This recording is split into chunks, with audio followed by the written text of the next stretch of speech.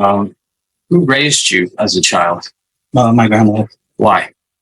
My mom was in the picture at that time. Right. She was, I guess, getting remarried and all that stuff. So I didn't have that much. Pretty much raised myself with my grandmother. Where's your dad, your real dad? Supposedly he's in California. I have not spoken to him since the age of, well, I think 11. Tell the judge what you would like for her to sentence you to. What should your sentence be? I would like to see if I can have deferred education because I do need help.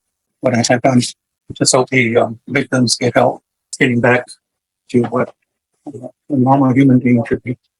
So you pled to an offense that happened in 2009, correct? And then in 2013, you were arrested for a different sex offense, right? Why didn't you seek help then? I didn't have the means for that. But instead, you went on and in 2019, you perpetrated against another child, correct? So despite being arrested for a sex offense, you at that point didn't decide to address your behavior.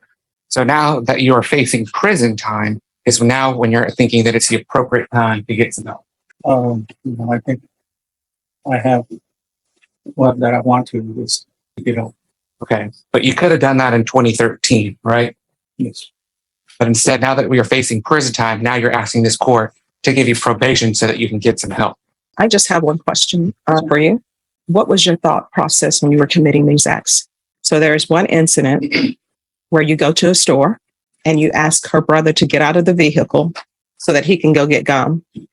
And then you proceed to, while he's in the store.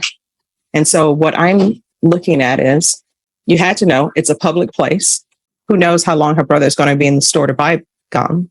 And you're having his sister to remain in the vehicle. What was your thought process? I didn't have no thought on what I was doing. I know. You have to be thinking something. I know you're coming to me and you're saying it was wrong, but she had to take off her pants because according to what I read, you told her to remove her pants.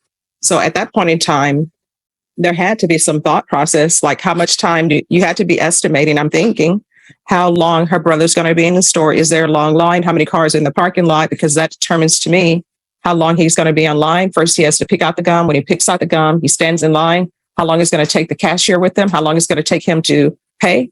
Wasn't all of that running through your thoughts so you wouldn't get caught?